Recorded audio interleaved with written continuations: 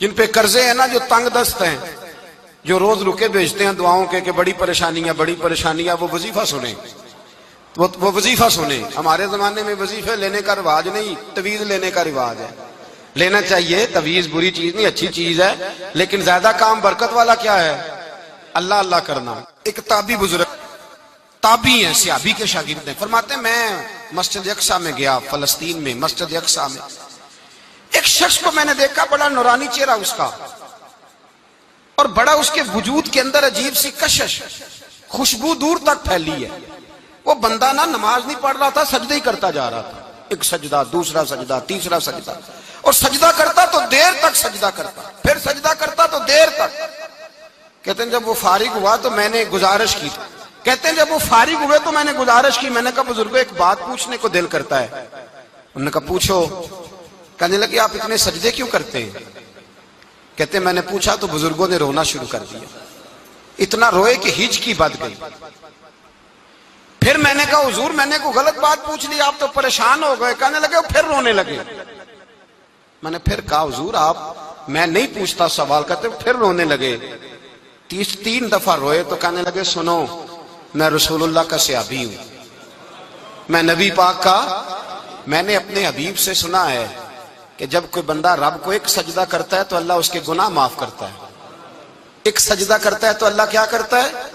بولیے، اللہ گناہ بھی معاف کرتا ہے، رب اسے نیکی بھی عطا کرتا ہے، اور اپنی بارگاہ میں اس کا درجہ بھی بلند فرماتا ہے۔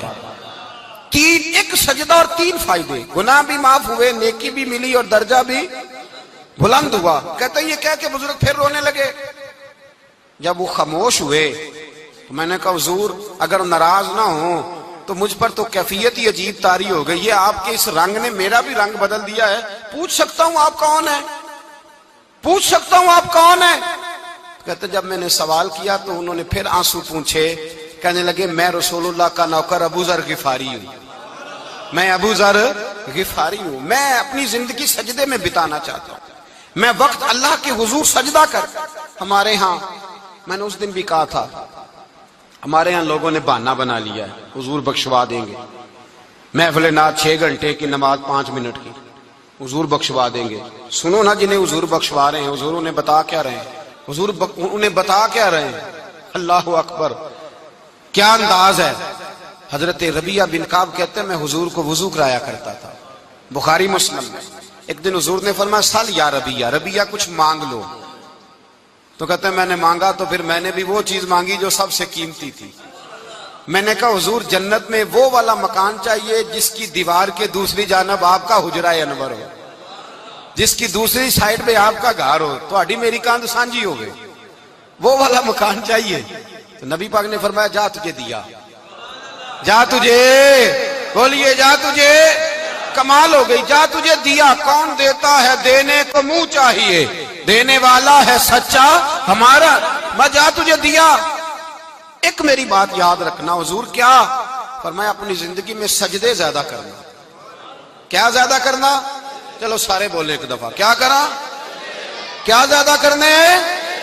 تو حضور بھی فرماتے ہیں میرا جنت میں پڑوسی وہ ہوگا جو سجدے زیادہ کر کے آئے گا۔ تو میرے بھائی اگر تو سجدہ ہی نہیں کرتا، تو اس لذت سے ہی ناشنا ہے، نماز جلدی کی، باقی سارے کام لیٹ کے، مسجدوں میں بیٹھے ہیں لوگ، خوش گپیاں چل رہی ہیں، بڑے بڑی لمبی، نماز کا وقت ہے تو چھوٹی ہو گئی، فٹافٹ کرو۔ نماز، عبادت، ریاضت، یہ تو بندے کو اللہ کے قریب۔ حضرت عبداللہ بن جعفر، حضرت جعفر طیار کے بیٹے تھے، نبی پاک کی پھپھی کے بیٹے تھے، حضرت زبیر بن عوام رضی اللہ تعالیٰ، وہ انتقال کر گئے۔ ان کا جب وصال ہوا تو 10 لاکھ دینار کا قرضہ تھا ان پر، اور جو زمین انہوں نے چھوڑی وہ زمین بنجر تھی۔ لو سن لے، جن پر قرضہ چڑھا ہوا ہے وہ نسخہ بھی سن لے، جن پہ قرضے ہیں نا، جو تنگ دست ہیں، جو روز رکے بھیجتے ہیں دعاؤں کے کہ بڑی پریشانیاں، وہ وظیفہ سنیں، وہ وظیفہ سنیں۔ ہمارے زمانے میں وظیفے لینے کا رواج نہیں، تویز لینے کا رواج ہے۔ لینا چاہیے، تویز بری چیز نہیں، اچھی چیز ہے، لیکن زیادہ کام برکت والا کیا ہے؟ اللہ اللہ کرنا۔ کیا کام ہے؟ سجدہ کرنا برکت والا کام ہے۔ حضرت عبداللہ بن جعفر طیار کہتے ہیں میں نے قرضہ لینا تھا زبیر بن عوام سے، وہ وصال کر گئے، میں ان کے بیٹے کے پاس گیا، عبداللہ بن زبیر کے پاس۔ میں نے کہا پیسے لینے تھے، کہا بالکل لینے ہیں، میرے ابا جی مجھے وصیت کر کے گئے، لکھ کے گئے کہ یہ پیسے دینے، اور وہ یہ لکھ کے گئے ہیں میں زندگی بھر کوشش کرتا رہا ہوں, ادا نہیں ہو سکے. بیٹا تیری ذمہ داری ہے میرے قرضے ادا کرنا. عبداللہ بن زبیر رضی اللہ تعالیٰ عنہ کہنے لگے میں انشاءاللہ آپ کی رقم دے دوں گا. تو عبداللہ بن جعفر طیار کہنے لگے بھائی ہم دونوں آپس میں ہیں, کوئی شے نہیں چھوڑ کے گئے آپ کے ابا جی, کوئی چیز نہیں. توجہ ہے میری بات پر؟ یہ صحابہ کا ذرا انداز دیکھیے گا بندگی کا, کوئی چیز نہیں چھوڑی. تو حضرت زبیر بن عوام کہنے لگے ایک زمین کا ٹکڑا ہے وہ بھی بنجر ہے, اس میں بھی کوئی کھیتی نہیں اگتی, سبزہ نہیں ہوتا, بنجر ہے, پانی کوئی نہیں, اور وہ اتنی خشک ریتلی زمین ہے کہ بڑا مشکل کام ہے وہاں سیراب کرنا, بے آباد زمین ہے. حضرت سیدنا عبداللہ بن جعفر کہنے لگے تو اس طرح کر, وہ مجھے ساری نہ دے, اس میں سے تھوڑی سی مجھے دے دے, میں 10 لاکھ دینار کے عوض وہی رکھ لیتا, تیرے باپ کا قرضہ ادا ہو گیا, دے تو صحیح. انہوں نے کہا آپ کیا کریں گے, وہ تو کسی کام کی نہیں, چند کوڑیوں کی بھی نہیں, فرمایا مجھے دے دو, میں جانوں اور میرا کام جانے. او بھائی یہ تھے بندگی والے لوگ, یہ تھے جن کا رب سے رشتہ ہے, جنہوں نے حضور کے صلی اللہ علیہ وسلم کے پاس بیٹھ کر بندگی سیکھی تھی. کہتے زمین کا ٹکڑا لے لیا, بنجر بے آباد ریتلی زمین, جب میرے حصے میں آئی پہلے دن اپنے غلام سے کہنے لگے جو جگہ تجھے زیادہ سخت لگتی ہے نا وہاں میرا مصلی بچھا دے, جو تجھے زیادہ بنجر بے آباد لگتی ہے وہاں مصلی بچھا, مصلی بچھا. غلام نے مصلی بچھایا تو عبداللہ بن جعفر نے اللہ اکبر کہہ کے نیت باندھی. یہ حضرت جعفر طیار کے بیٹے ہیں, حضرت علی کے بھتیجے, انہوں نے نیت باندھی نماز کی, سر سجدے میں رکھا, رونے لگے, کہنے لگے اللہ میں بھی تیرا بندہ اور جس سے لینے تھے وہ بھی تیرا بندہ, خدا بندہ ہمارے درمیان مہربانی فرما, کرم نوازی کر, رحمت کا فیصلہ فرما.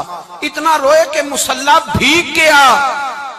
کہتے اتنا تڑپ رہے تھے کہ صحابہ اکٹھے ہو گئے ان کے گرد, مصلی بھیگ گیا. جب بھیگا ہوا مصلی نماز مکمل کر کے اٹھایا نا, کہتے مصلی اٹھایا تو نیچے سے اللہ نے پانی کا چشمہ جاری فرما دیا, اللہ نے پانی کا چشمہ جاری کر دیا. فرمایا بناؤ حوض, کرو کھیتیاں سیراب. فرماتے ہیں جہاں ایک درخت نہیں اگتا تھا اللہ نے پورا باغ اگا دیا, جہاں ایک پھل نہیں ہوتا تھا وہاں عالی شان پھل لگ گئے, قرضے بھی ادا ہوئے. حضرت زبیر بن عوام کے بچوں کے پاس مال دولت بھی بچ گیا. لوگ جب کہتے ہیں یہ ساری کس چیز کی برکت ہے, اور فرماتے یہ ساری سجدوں کی برکت ہے, یہ رب کی بندگی کی برکت ہے. جی اس کی بارگاہ میں نماز پڑھنے کی مسلمان توجہ نہیں کرتا, توجہ نہیں. جاگ رہے ہیں آپ حضرات؟ یہاں کوئی حکومت اعلان کرے نا کہ ہر نماز کے بعد 500 روپیہ, کتنا جی؟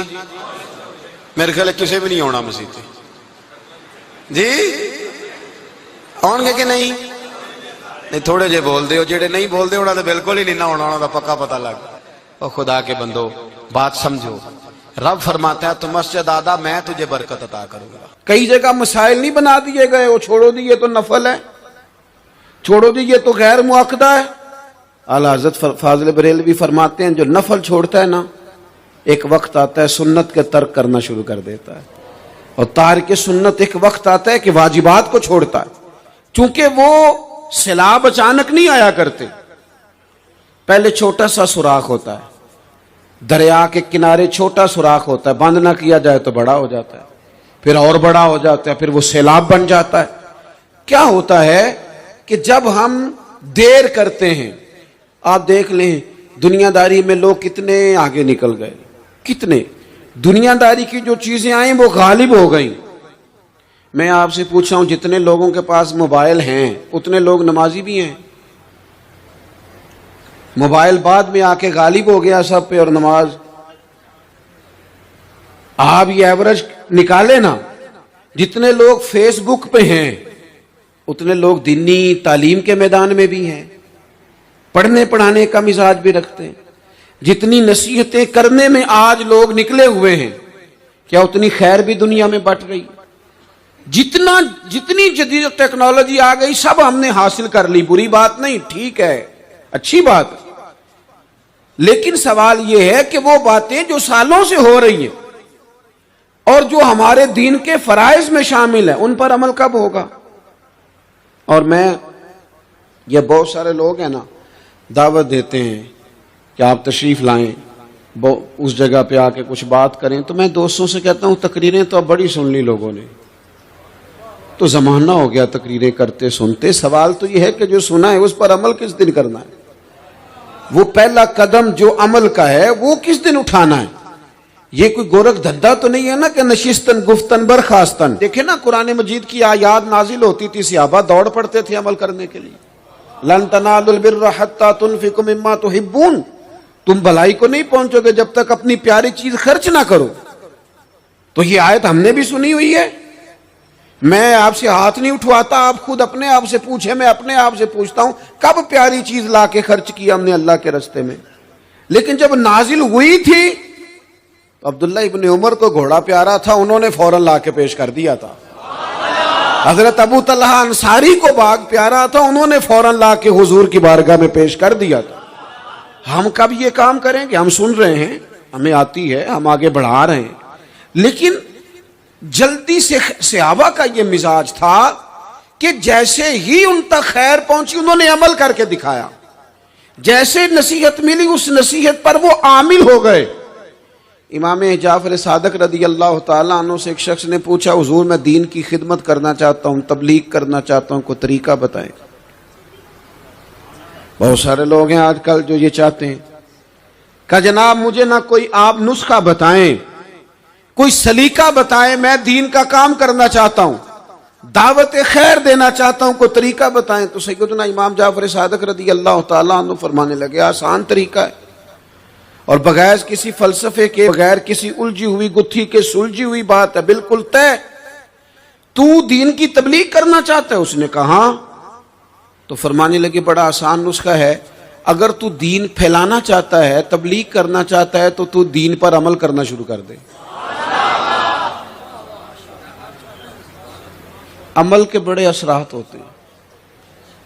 عمل، حضرت باجید بستامی فرمایا کرتے تھے جس نے ہماری خاموشی سے کچھ نہیں سیکھا وہ ہماری تقریر سے کیا سیکھے گا. یہ جو عمل ہوتا ہے یہ اتنی بڑی خاموش تبلیغ ہے، اتنی بڑی.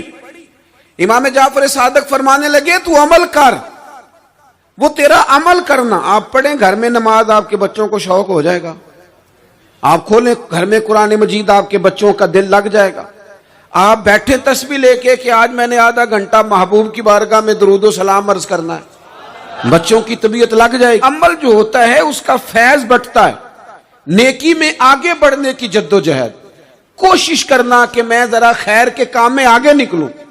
کیا کہا حضرت عمر نے؟ کبھی ہم سنتے ہیں باتیں، کبھی اس کی گہرائی میں اترو نا. سیدنا فاروق اعظم فرماتے ہیں میری ساری عمر دوڑ لگی رہی کہ میں ابو بکر صدیق سے نیکیوں میں آگے نکل جاؤں. ساری زندگی میری دوڑ رہی، جد و جہد رہی کہ میں ابو بکر صدیق سے آگے. 2.5% زکوٰۃ ہے. عمر کہتے ہیں میں 50% لے کے آیا تھا، لیکن میں 50% پہ پہنچا تھا تو ابو بکر 100% پہ پہنچ گئے تھے، وہ سارا ہی لے آئے تھے. میری دوڑ رہی، یہاں بھی دوڑ ہے.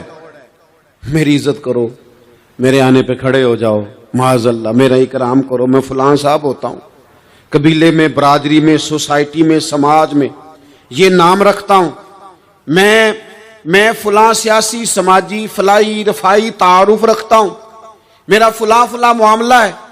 یہ اس مزاج میں دوڑ لگ گئی، اس طبیعت کی دوڑ لگ گئی. مجھے بھی مانا جائے، مجھے بھی گنا جائے، مجھے بھی شمار کیا جائے، میرا بھی نام ہو جائے، مجھے بھی اگلوں میں رکھا جائے، قرب والوں میں میرا بھی تذکرہ کیا جائے. جو دوڑ ہمیں بتائی اور سکھائی گئی تھی اس دوڑ میں ہم شریک کیوں نہیں ہوتے؟ اس میں آگے کیوں نہیں نکلتے؟ وہ جو ہمیں فرمایا گیا تھا کہ تمہیں پتہ چل جائے پہلی صف کا ثواب کتنا ہے تو تم قرآن اندازی کرو. تو یہ قرآن اندازی کس دن ہونی ہے؟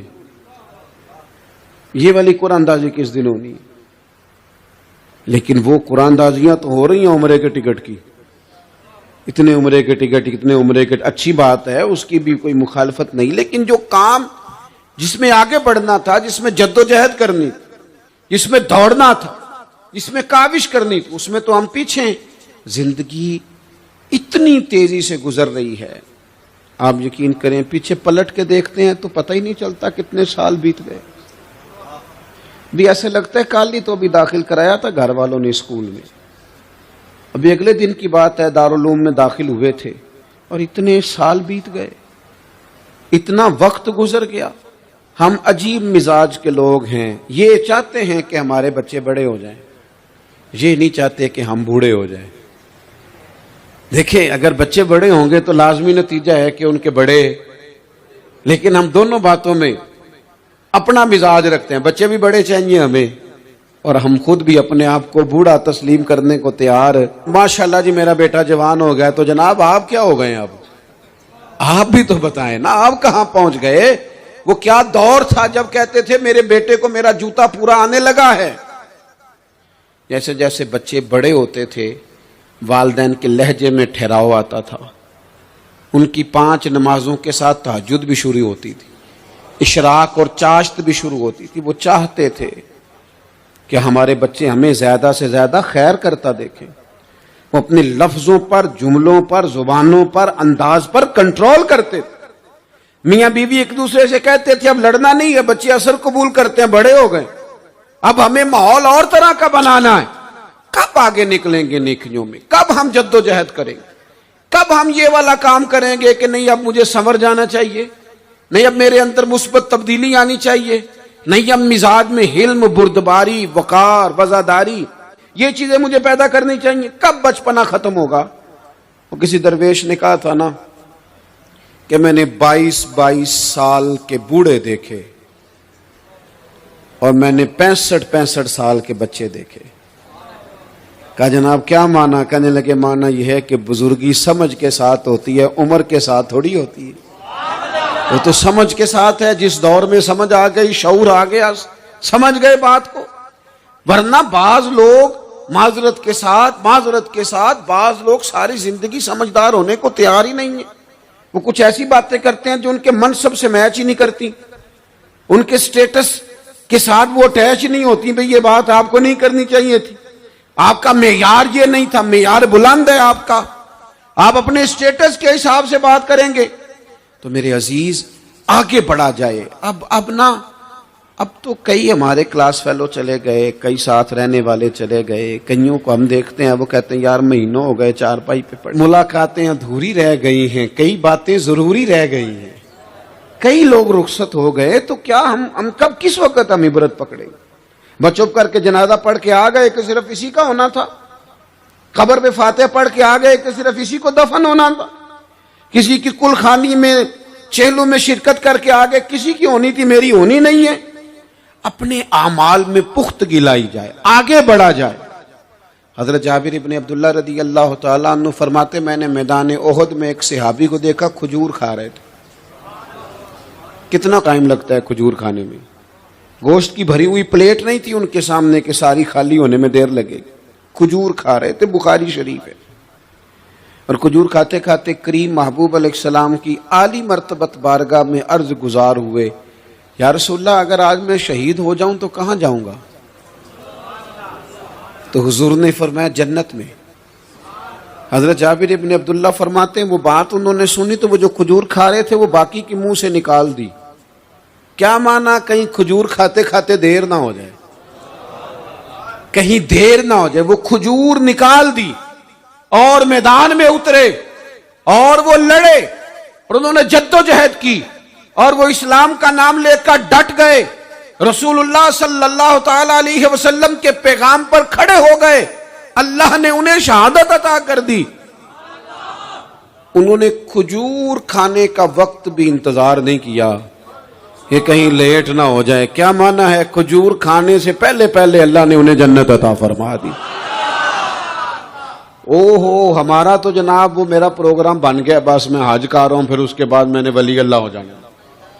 بھائی یہ بچوں کی شادی ہو جائے، تھوڑے سے کام ہے، میں پھر مسجد میں ہی ہوں۔ بھائی دلی تو بڑی دور ہے، دلی دور است۔ یہ آپ جو باتیں سنا رہے ہیں یہ تو لمبی ساری بات ہے، یہ تو کام شروع کر دینا چاہیے تھا، اس پر تو عمل شروع کر دینا، روکا کس نے؟ آپ بچوں کے بیاہ بھی کریں لیکن ساتھ حضور کی بارگاہ میں درود و سلام بھی پیش کریں، آپ ڈیوٹی پہ بھی جائیں، رزق حلال بھی کمائیں، پر اگر رب توفیق دینا تو سویرے اٹھ کے ایک سپارہ قرآن مجید کا تلاوت بھی فرمائیں۔ اپنے آپ کو آراستہ پیراستہ کریں نیکیوں کے ساتھ، جدوجہد کریں۔ اگر اللہ تبارک و تعالیٰ نے رزق حلال دیا ہے، اللہ کی راہ میں خیر کے ساتھ بانٹنا ہے، تو پھر اس میں جلدی کریں، پھر دیر نہ کریں۔ جوانوں، جس طرح سیر کرنے کا عمر جوانی ہے نا، کھانے پینے کا عمر جوانی ہے، اور کہیں آنے جانے کا ٹائم جوانی ہے، میں سچ بتاتا ہوں عبادت کرنے کا ٹائم بھی جوانی ہے، دین کی نوکری کرنے کا وقت بھی جوانی ہے، ذکر کرنے کا ٹائم بھی جوانی کا ہے، درود و سلام عرض کرنے کا ٹائم بھی، کعبۃ اللہ کے پھیرے کا مزہ بھی جوانی میں، اور حضور کی محبت میں رونے کا مزہ بھی جوانی میں، ان کا نام لے لے کے جینے کا مزہ بھی جوانی میں، ان کے تذکروں کا مزہ بھی جوانی میں۔ عشق لگا سی کھیڈاں کھیڈ دی نوں، تے مینوں کھیڈاں بھل گئیاں، میں کجل پایا سی یار دے ویکھنے نوں، پھر او دی یاد وچ روندیاں ہی ڈل گئیاں۔